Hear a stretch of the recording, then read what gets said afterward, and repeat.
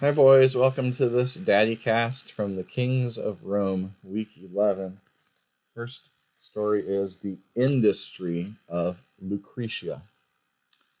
As the years passed, Tarquin was disturbed by terrible dreams. The evil deeds he had done came back to his memory and haunted him by day and night. Even in the temples of the gods, he could find no rest from his fears. One day, as sacrifices were being offered, the king saw a serpent stealing down a wooden pillar.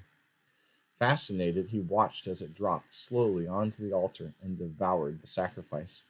His fear told him that this was a bad omen, and thoroughly alarmed, Tarquin determined to consult the Greek oracle at Delphi, for this oracle was famous not only in Greece but throughout the world. So he sent his two sons, Titus and Arens, to Delphi. With them went the king's nephew named Junius, but called Brutus because he was believed to be stupid. But Brutus only pretended to be stupid so that his uncle would not trouble to do him harm. When the princes reached the dwelling of the priestess, the king's sons offered her valuable gifts, while Brutus gave to her only a simple staff. His cousins mocked at Brutus, as they were used to do, for a priestess would not care for so poor a gift, they were sure. But Brutus was wiser than they deemed, for the staff had been made hollow and had been filled with gold. As the king had bidden, the young princes asked the oracle the meaning of the serpent that had devoured the sacrifice on the altar. It was indeed an evil omen. The fall of Tarquin is at hand, was the sinister answer they received. Which of us shall reign after him? Demanded the king's sons with unseemly eagerness. He who shall first kiss his mother, responded the oracle. Then the two princes cast lots to determine which of them should greet their mother first on their return. But Brutus guessed that the words of the oracle had a deeper meaning. As he left the Delphic temple, he pretended to slip, and falling to the ground, he secretly kissed the earth, knowing that she was the mother of all men. When the princes returned, the king was at war, besieging Ardea, a town in Latium. It seemed that he had forgotten his fears, nor does the story tell what he thought of the answer of the oracle.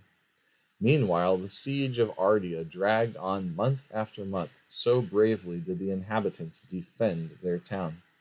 In the Roman camp, Prince Sextus and a noble named Collatinus one day whiled away the hours by wondering what their wives were doing. Each boasted that his wife was the most diligent and the most modest of the two women.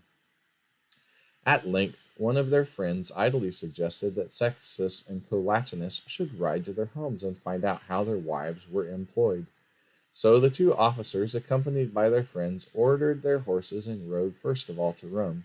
Here they found the wife of Sextus at a banquet where she was dancing gaily, the merriest of all the merry throng. It was late when they reached Collatia, where they found Lucretia, the wife of Collatinus, still busy with her maidens at the spinning wheel. The whole company agreed that of the two wives, Lucretia deserved the greater praise. Then, the frolic being over, the prince and his friends rode back to camp. The death of Lucretia. The idle suggestion that had made Sextus and Collatinus ride from the camp to Rome and Collatia led to terrible disaster. Sextus, having seen how wise and beautiful Lucretia was, wished to win her from her husband, and one day, leaving the camp, he again rode to Collatia, but this time he rode alone. Lucretia, believing the prince was her husband's friend, received him with fitting hospitality when he arrived at her house. Hot. And all right, that was on the next page in here. It's in my book. All right, let's try. Lucretia, believing the prince was her husband's friend, received him with fitting hospitality when he arrived at her house, hot and tired after his ride. But when she found that he was not a true friend to Collatinus, she was no longer kind. Then the prince grew angry and treated Lucretia so cruelly that she knew she could never again be happy. The next day she clad herself in black and sent messengers to her father and her husband, bidding them come to Colatia with all possible speed. When they arrived, she told them how Sextus had treated her, and making them swear to avenge her wrongs, she died.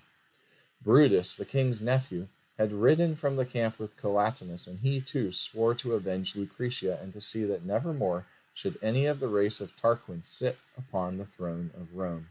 This oath was also taken by the husband and father of Lucretia, as well as by two brave Romans named Publius Valerius and Spurius Lucretius.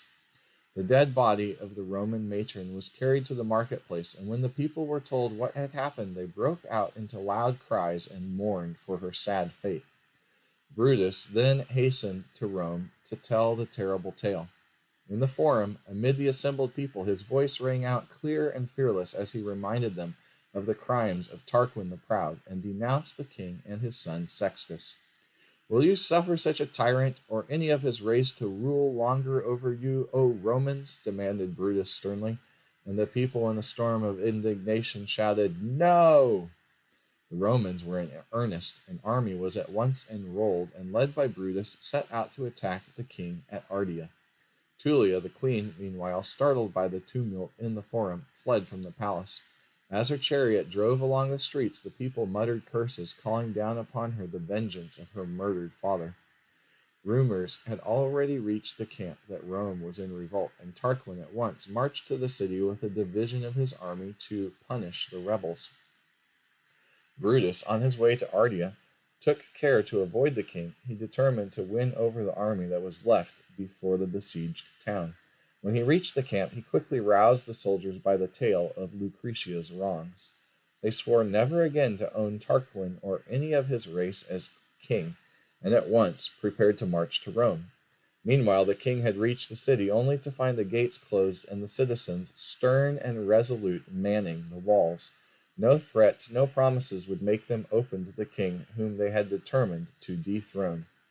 Tarquin, knowing that if he lingered he would have to face the army led by Brutus, turned away from the city and hastened to seek refuge in Etruria. The Romans, having thus expelled their king, appointed a day to be celebrated as the Feast of Flight, or the Feast of the Expulsion of the Kings. This feast was held each year on the 24th of February.